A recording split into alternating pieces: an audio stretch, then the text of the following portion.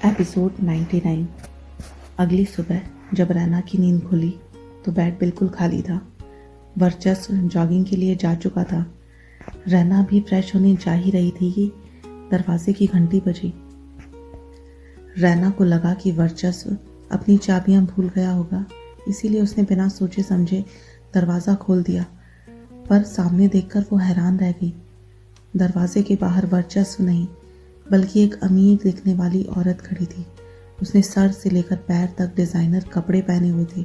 उसके पीछे एक आदमी खड़ा था जो शायद उसका बॉडीगार्ड रहा होगा। उसके हाथ में ढेर सारे हेल्थ प्रोडक्ट्स थे। ये औरत वर्चस्व की माँ थी, जयंती। रैना को देखते ही जयंती की आंखें चमक उठी। उसे सिया से पता चला था कि वर्चस्व किसी लड़की के साथ रह रहा था, लेकिन उसे इस बात का यकीन ही नहीं हुआ था। पर जब आज उसने अपनी आंखों से देख लिया तो वो बहुत खुश थी, खासकर इस बात से कि वो लड़की रैना थी। दूसरी तरफ रैना बेहद घबराई हुई थी। उसके मुंह से शब्द ही नहीं निकल रहे थे। उसने कांपते हुए हाथों से जयंती को अंदर आने का इशारा किया।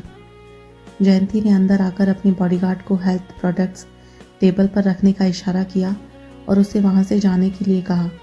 उसे लग रहा था कि बॉडीगार्ड की वजह से रैना घबरा रही थी। जयंती जाकर सोफे पर बैठ गई और तब तक रैना उसके लिए चाय बना कर ले आई। जयंती ने मुस्कुराते हुए चाय का कप लिया और चाय की चुस्की लेते हुए क्यूरियोसिटी से चारों तरफ देखने लगी। वर्चस्व के अपार्टमेंट में बहुत सारे बदलाव आ चुके थे। ऐसा लग रहा था जैसे रैना काफ़ी दिनों से यहाँ रह रही थी। अब ये जगह घर जैसी महसूस हो रही थी।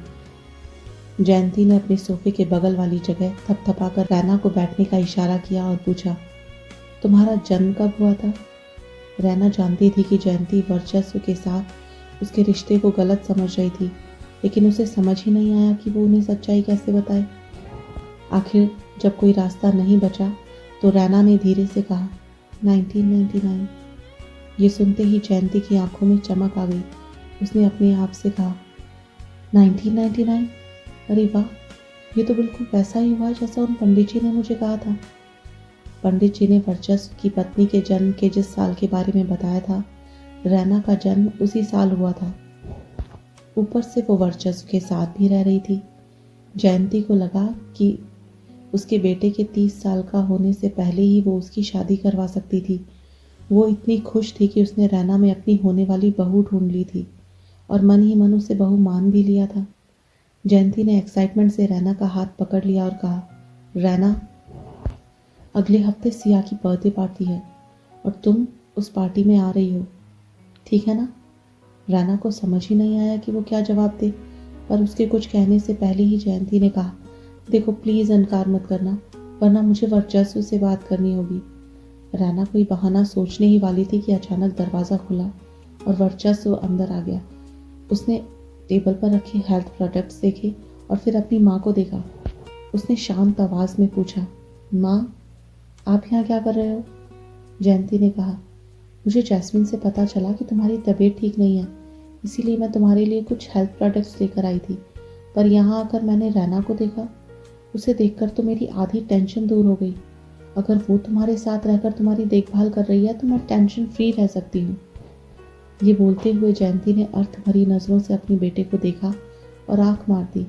वर्चस्व ने कोई जवाब नहीं दिया। उसने रैना की तरफ देखा जो बहुत ज़्यादा शर्माई हुई लग रही थी। उसने अनमने मन से कहा, मम्मी, मैं और रैना काम से बाहर जा रहे हैं, आप भी घर वापस चली जाइए। पर जयंती को रैना इतना पसंद आ चुकी थी कि वो जल्दी जाना ही नहीं चाहती थी। उसने अपना कोट और अपनी रोलेक्स घड़ी उतारकर टेबल पर रखते हुए कहा, तो तुम और रैना तैयार हो जाओ, तब तक मैं तुम दोनों के लिए फटाफट कुछ खाने के लिए बना देती हूँ। तुम खाकर तुम दोनों आराम से निकल जाना। ये सुनकर वर्चस्व ने अपना माथा पीट लिया। उसने रैना की तरफ देखा जिसके गाल टमाटर की तरह लाल हो गए थे। अचानक वर्चस्व मुस्कुरा दिया और बड़ी ही नरमी से बोला, ठीक है, थैंक यू मम्मी। और उसने रैना का हाथ पकड़ा और बेडरूम में लेकर चला गया। बेडरूम में जाकर उसने दरवाज़ा बंद करते हुए मजाक में कहा, थैंक यू वेरी मच। जानती हो, मेरी माँ ने पता नहीं कितने सालों से मेरे लिए खाना नहीं बनाया है, पर थैंक्स टू यू, तुम्हारी वजह से आखिरकार मुझे उनके हाथ का खाना फिर से खाने को मिलेगा। रैना ने शर्माकर अपनी गर्दन झुका ली और धीरे से कहा, उन्होंने शायद हमारे रिश्ते को गलत समझ लिया है। उन्हें लगता है कि मैं तुम्हारी गर्लफ्रेंड हूँ। वर्चस्व ने तुरंत अपनी बाहें उसकी कमर के चारों तरफ लपेटकर उसे अपनी तरफ खींच लिया और उसे किस करने लगा। काफ़ी देर बाद उसने अपना माथा रैना के माथे से टिकाया और धीरे से पूछा, तो तुम मेरी गर्लफ्रेंड नहीं हो? रैना ने हैरानी से उसकी तरफ देखा और नजरें घुमाते हुए बोली, मुझे पता है मैं तुम्हारी गर्लफ्रेंड नहीं हूँ। वर्चस्व ने फिर से उसे किस किया और भारी आवाज़ में कहा, मेरी ज़िंदगी में तुम्हारे अलावा कोई और लड़की नहीं है। हम हर रोज़ एक साथ ही एक ही बिस्तर पर सोते हैं। हमने साथ में क्या कुछ नहीं किया है। उसके बावजूद तुम बोल रही हो कि तुम मेरी गर्लफ्रेंड नहीं हो। ऐसा कैसे हो सकता है? वो सब चीज़ें तो कोई भी आदमी अपनी गर्लफ्रेंड के साथ ही करता है ना। वर्चस्व की बातें बता रही थी कि उसे दलीलें देने का काफ़ी अच्छा अनुभव था। वो वाकई एक काबिल वकील था। रैना को उसकी बात काटने के लिए शब्द ही नहीं मिल रहे थे। इसीलिए उसने नाराज़गी से मुंह फुला लिया और शिकायत की, मैं तुम्हारी माँ से झूठ नहीं बोलना चाहती।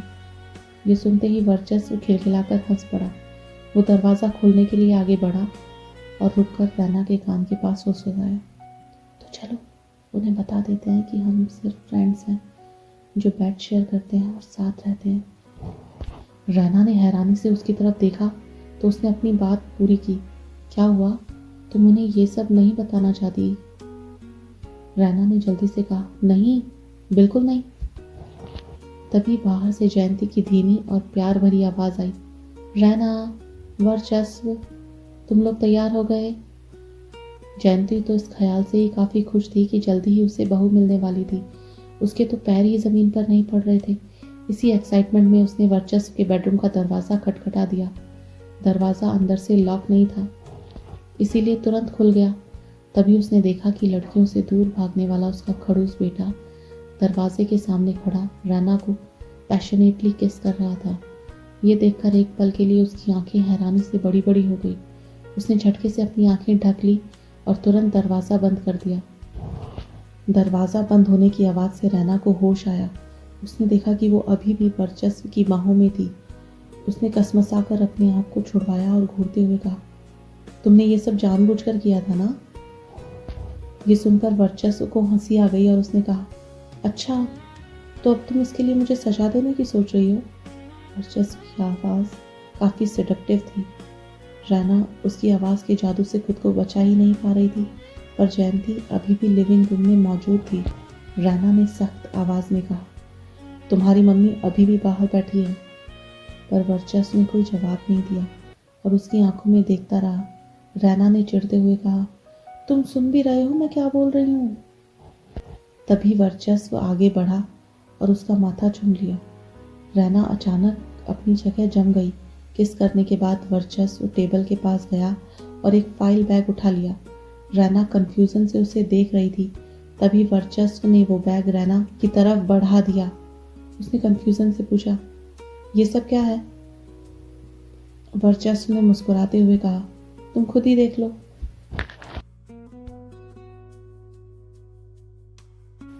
एपिसोड 100। रैना को किस करने के बाद वर्चस्व टेबल के पास गया और एक फाइल बैग उठा लिया। रैना कंफ्यूजन से उसे देख रही थी। तभी वर्चस्व ने वो बैग रैना की तरफ बढ़ा दिया। उसने पूछा, ये सब क्या है? वर्चस्व ने मुस्कुराते हुए कहा, तुम खुद ही देख लो।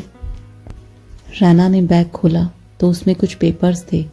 उसने ध्यान से देखा तो वो सिटी के बीचों बीच एक 400 स्क्वायर मीटर का लग्जूरियस ऑफिस था।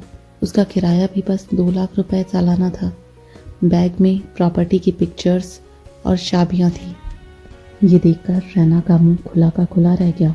उसने अविश्वास भरी नज़रों से वर्चस्व की तरफ देखा और पूछा, ये सच में तुम्हारा ऑफिस है और तुम मुझे किराए पर दे रहे हो?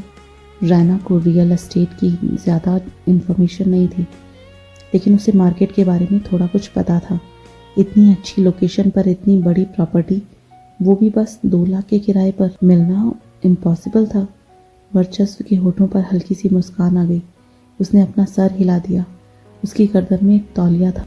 उसने धीरे से वो तौलिया रैना के गले के चारों तरफ डाला और उसके दोनों सिरों को खींच लिया, जिससे रैना उसके और नज़दीक आ गई।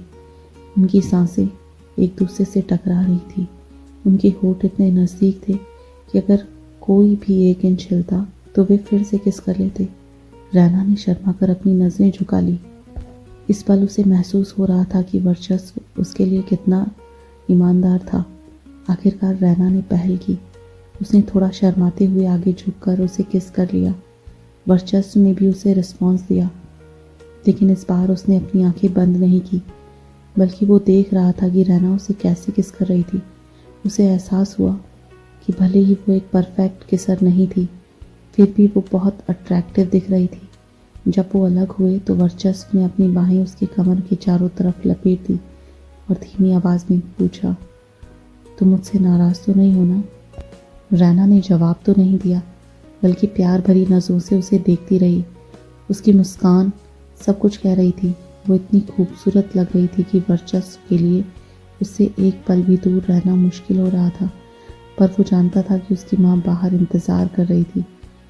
उसने धीरे से कहा, अब प्लीज़ मुझसे और गुस्सा मत रहना, चलो सब ठीक कर लेते हैं, सब पहले जैसा ठीक। रैना समझ रही थी कि उसने उसे मनाने के लिए कितनी कोशिश की थी, ऐसे में उससे नाराज़ कैसे रह सकती थी। कुछ देर सोचने के बाद रैना ने वर्चस्व की तरफ देखते हुए कहा, तुम्हें ऐसा नहीं लगता 2 लाख रुपए बहुत कम है? इसका किराया तो कम से कम 5 लाख रुपए होना चाहिए। वर्चस्व ने उससे बहस नहीं की, बल्कि उसके माथे पर किस करके नहाने चला गया।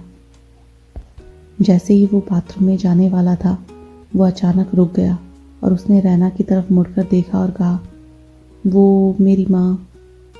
इतना सुनते ही रैना को हंसी आ गई और उसने कहा, अगर उन्हें इसी में खुशी मिलती है तो मैं भी उन्हें सासू माँ बोल सकती हूँ, तुम्हें कोई प्रॉब्लम तो नहीं होगी ना?